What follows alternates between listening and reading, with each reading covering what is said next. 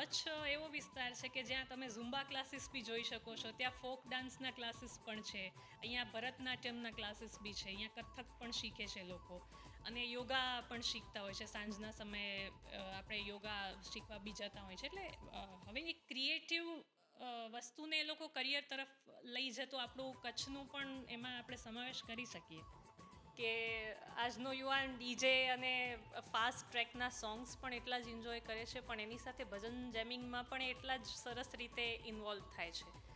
અને એ જ વસ્તુ દર્શાવે છે કે હવેના યુવાનો છે એ બધું બેલેન્સ કરીને ચાલી રહ્યા છે હાલમાં. એક એક્ઝામ્પલ હું આપું કે 163 વર્ષની વયે ભીષ્મ પિતામહે મહાભારતમાં શંખ ફૂંકેલો હતો. તો એ ત્યારે યુવાન હતા, કારણ કે યુવાની એક મેન્ટલ સ્થિતિ છે. તો તમારું યુવાન હોવું એ તમારા મનથી વધારે આઈ થિંક કનેક્ટ કરે છે rather than what is your એજ.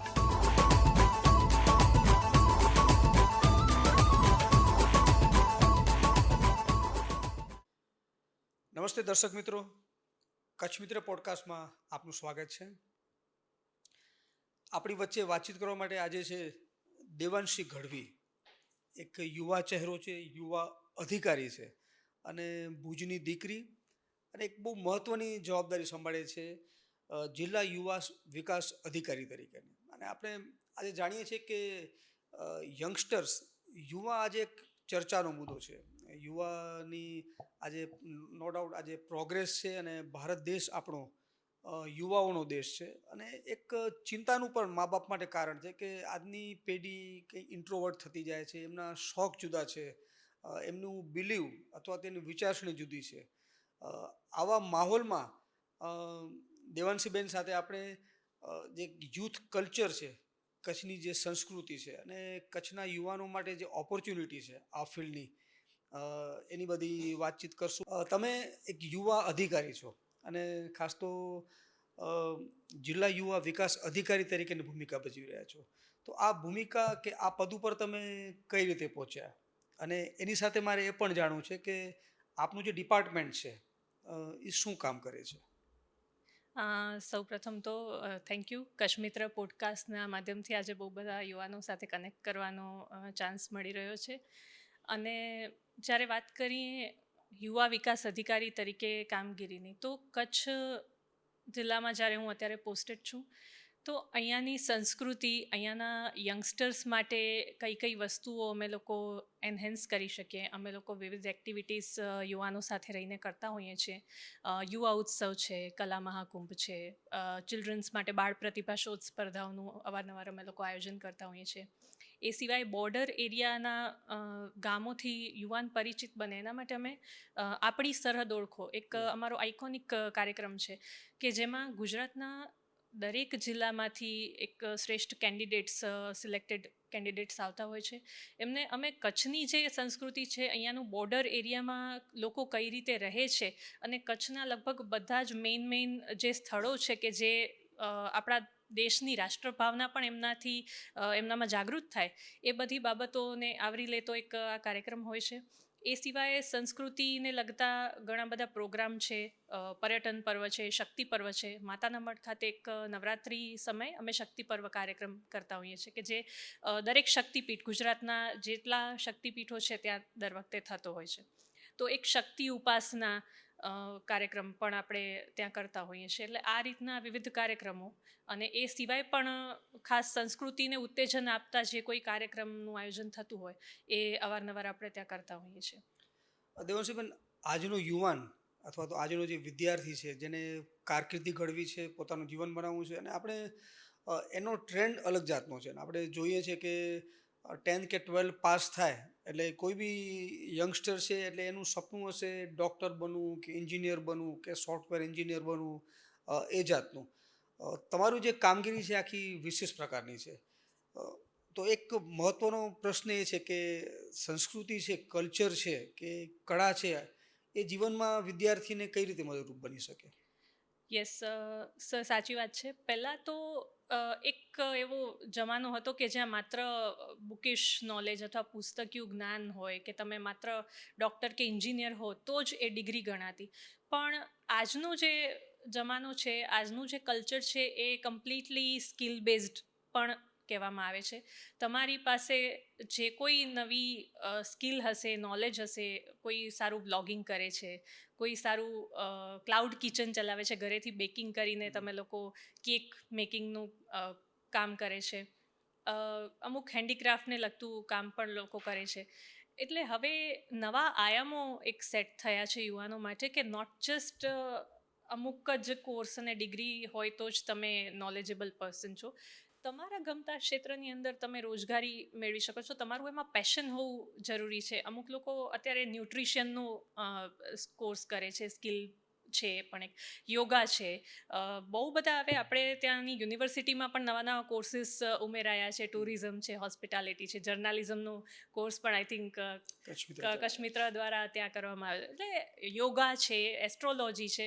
એટલે આ નવા નવા એટલા સબ્જેક્ટ હવે આવ્યા છે કે we are very blessed to live in this generation, કે જ્યાં માત્ર 2-3 ઓપ્શન નથી available, vast options are available for the youngsters today. તમે જે વાત કરી બધી મને લાગે છે એક્સ્ટ્રા સ્કિલ્સ છે.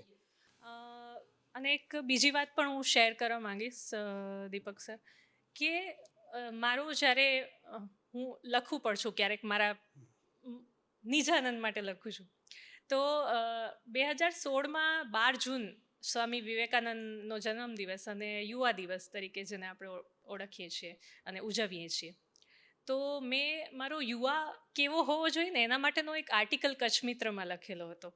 એટલે મને ખ્યાલ છે કે કચ્છમિત્ર નવા ઉભરતા લેખકો છે, રાઇટર્સ છે, એમને બહુ સારું એવું પ્લેટફોર્મ આપે છે. અવારનવાર કચ્છમિત્ર દ્વારા પણ સરસ મજાના કાર્યક્રમોનું આયોજન થતું હોય છે, વેધર ઇટ્સ ક્રિકેટ હોય કે પછી કોઈ મહિલાઓને સન્માનિત કરવાની વાત હોય કે પછી કોઈ સારા એક પ્રતિભાશાળી વ્યક્તિઓના જીવન વિશેની કોઈ વાત પહોંચાડવાની હોય, તો હંમેશા કચ્છનું એકમાત્ર જે મિત્ર છે એ કચ્છમિત્ર છે. સારું, તમારું જીવન ઘડતર માટે ઉપયોગી થાય, પણ કેરિયરમાં કંઈ એનું એક્સ્ટ્રા કરિક્યુલમમાં કઈ રીતે એનું કંઈ ઉમેરણ થતું હોય છે?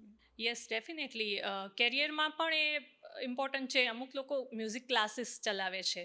કચ્છ એવો વિસ્તાર છે કે જ્યાં તમે ઝુમ્બા ક્લાસીસ બી જોઈ શકો છો, ત્યાં ફોક ડાન્સના ક્લાસીસ પણ છે, અહીંયા ભરતનાટ્યમના ક્લાસીસ બી છે, અહીંયા કથક પણ શીખે છે લોકો, અને યોગા પણ શીખતા હોય છે. સાંજના સમયે આપણે યોગા શીખવા બી જતા હોય છે. એટલે હવે એક ક્રિએટિવ વસ્તુને એ લોકો કરિયર તરફ લઈ જતો આપણું કચ્છનું પણ એમાં આપણે સમાવેશ કરી શકીએ કે એ પણ એક ઇન્ક્લુડ છે. અને તમે એક યુવા અધિકારી છો અને આપણો પોડકાસ્ટ જોનારા યંગસ્ટર્સ છે જેને કેરિયર બનાવ્યું છે, એમના વતી એક સવાલ છે કે તમે આ પદ ઉપર કઈ રીતે પહોંચ્યા?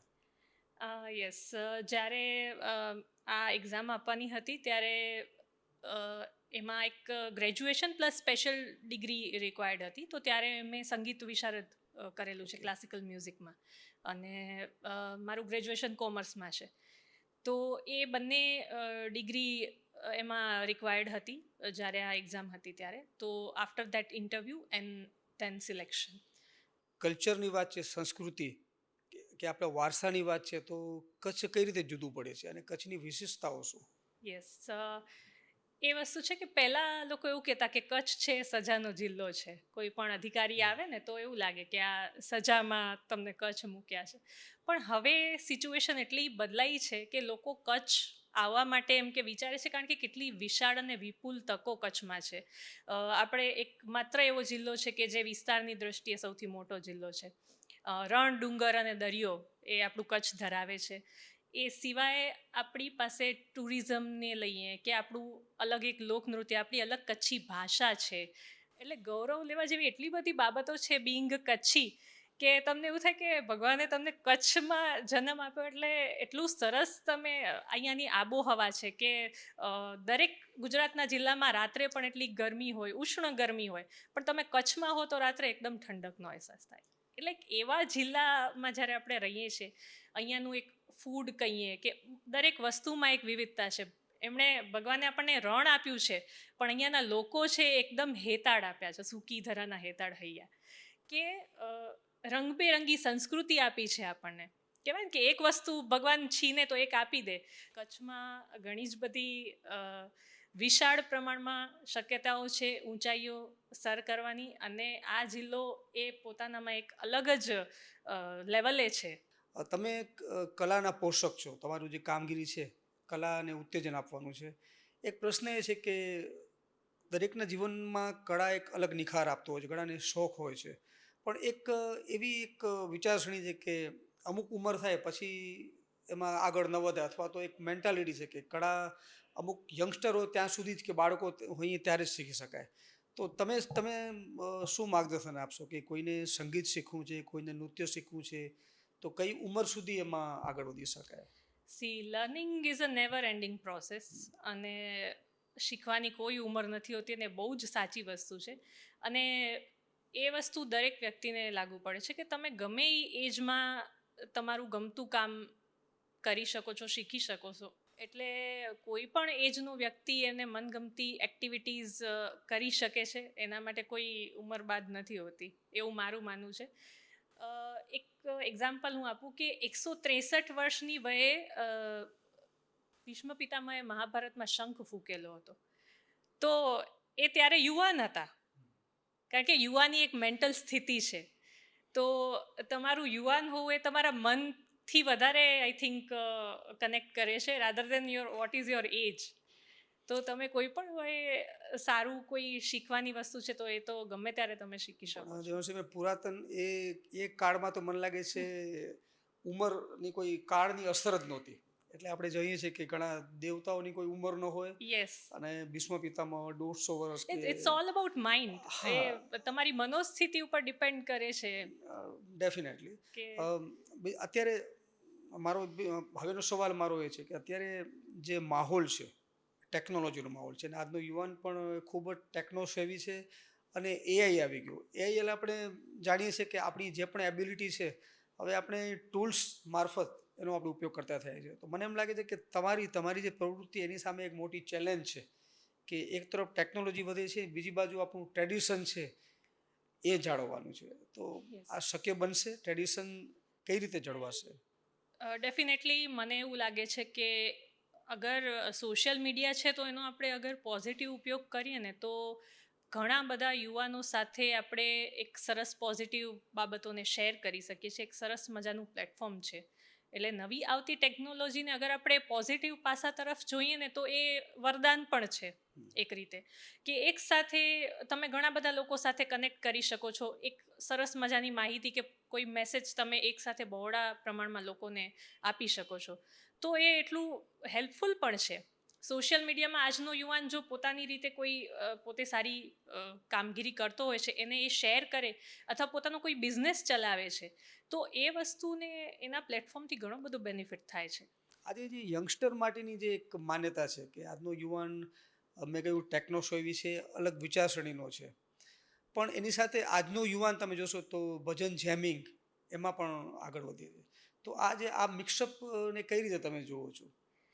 બહુ સરસ અને પોઝિટિવ એકચ્યુઅલી આ વસ્તુ છે કે આજનો યુવાન ડીજે અને ફાસ્ટ ટ્રેકના સોંગ્સ પણ એટલા જ એન્જોય કરે છે, પણ એની સાથે ભજન જેમિંગમાં પણ એટલા જ સરસ રીતે ઇન્વોલ્વ થાય છે. અને એ જ વસ્તુ દર્શાવે છે કે હવેના યુવાનો છે એ બધું બેલેન્સ કરીને ચાલી રહ્યા છે હાલમાં, કે ચલો એમને પસંદ છે અત્યારનું જે ફાસ્ટ ટ્રેક જનરેશન છે, બટ ઓલ્સો એ લોકો ધર્મમાં પણ એટલું માને છે. અને આધ્યાત્મિકતાનું જીવનમાં મહત્વ કેટલું, ખાસ તો યંગસ્ટર માટે? આધ્યાત્મિકતા મને લાગે છે જીવનના દરેક પગલે બહુ જ જરૂરી છે. તમારા ગુરુ, તમારા માતા પિતા અને તમારા ઈશ્વર, એના જો બ્લેસિંગ્સ તમારા જીવનમાં હોય ને તો તમે બહુ બધી વસ્તુઓને ઇઝી ગોઈંગ કરી શકો, ઇઝીલી અચીવ કરી શકો, એવું હું માનું છું. અને દરેક યુવાનોને પણ એક સજેશન આપીશ કે તમારા જીવનમાં કોઈ જે પણ તમે ઈશ્વરીય શક્તિમાં માનતા હો, જે કોઈ ડિવાઇન એનર્જીમાં માનતા હો, કોઈ ગાઈડિંગ એનર્જીમાં તમે માનતા હો, પણ ભગવાન માટેની જે શ્રદ્ધા તમારી લાઈફમાં બહુ બધા નવા પોઝિટિવ મિરેકલ્સ લઈને આવતી હોય છે. હું પણ ભગવાનમાં ખૂબ જ માનું છું. આધ્યાત્મિકતા મારા જીવનમાં બહુ જ ઇમ્પોર્ટન્ટ છે, કારણ કે end of the day moral of the life તમને એવું જ લાગશે કે આ બધું એક મટીરિયલિસ્ટિક થિંગ્સ છે, પણ એક ક્ષણે તમને એક માનસિક શાંતિની જરૂર હોય છે, અને એ તમે પ્રભુ સાથેના કનેક્શનથી જ મેળવી શકો છો. એક આધ્યાત્મિકતા આવે ને ત્યારે તમારામાં કૃતજ્ઞતાનો ભાવ આવે, ગ્રેટિટ્યૂડ, સેન્સ ઓફ ગ્રેટિટ્યૂડ આવે તમારામાં. એ તમને ડાઉન ટુ અર્થ બનાવી રાખે. ગીતામાં કૃષ્ણ ભગવાન કહે છે કે તમારે સ્થિત પ્રજ્ઞ રહેવું જોઈએ, કે તમારે બહુ જ સારા સમયમાં છકી ન જવું જોઈએ, અને ખૂબ ખરાબ સમય આવે તો તમારે લો ફીલ ના કરવું જોઈએ, કારણ કે હું હંમેશા તારી સાથે છું. પરિવારમાં ઘણા બધા મા બાપની એવી ફરિયાદ એવી આવતી હોય કે આજના યંગસ્ટર્સ છે આજે કે ટીનેજર્સ છે, એ અમારી સાથે મિક્સઅપ નથી થતા, બેસતા નથી અને વાતચીત નથી કરતા. તો તમે એક યુવા અધિકારી તરીકે તમે તમારા પાસે એક યુવાનો માટે એક સંદેશની અપેક્ષા છે કે હાઉ ટુ બિહેવ અને હાઉ ટુ કેવી રીતે એમણે પોતાનું જીવન જીવવું જોઈએ. યસ, ડેફિનેટલી પોતાના ફેમિલી સાથે, માતા પિતા સાથે કે તમારા ગ્રાન્ડ પેરેન્ટ્સ સાથે તમારે ડેફિનેટલી સમય વિતાવવો જોઈએ. અને જે વસ્તુ હું ના કરતી હું એ બીજાને ના કહી શકું, તો હું definitely I will make sure કે કોઈ એક સેટરડે ઓર સન્ડે મારા દાદી દાદા સાથે હું સમય વિતાવું. મારા પેરેન્ટ્સ સાથે તો રોજ આપણે કન્વર્ઝેશન ને એવું કરતા જ હોઈએ છીએ. એક લાઈફમાં મેં નિયમ મારો છે કે હું ઘરેથી નીકળું ને ત્યારે હું મારા મમ્મીના ચરણ સ્પર્શ કરીને નીકળું. આજે પણ? યસ, આજે પણ, આજની ડેટમાં. અને દીકરીઓ પગે ન લાગે એવું મારા પપ્પા કહે છે, એટલે એમને હું જસ્ટ પ્રણામ કરી લઉં, બટ મારા મમ્મીને પગે લાગ્યા વગર હું ઘરેથી ના નીકળું. તો એ ખૂબ જ જરૂરી છે કે તમારા ગ્રાન્ડ પેરેન્ટ્સ છે કે, અને જે જીવન એ લોકો જીવ્યા છે એમના પરથી તમને ઘણું બધું એમના જે અનુભવો છે એમના પરથી ઘણું જ આપણે શીખી શકીએ છીએ, એટલે દેટ ઇઝ વેરી ઇમ્પોર્ટન્ટ. તમારો રોલ મોડલ તમારા કોણ?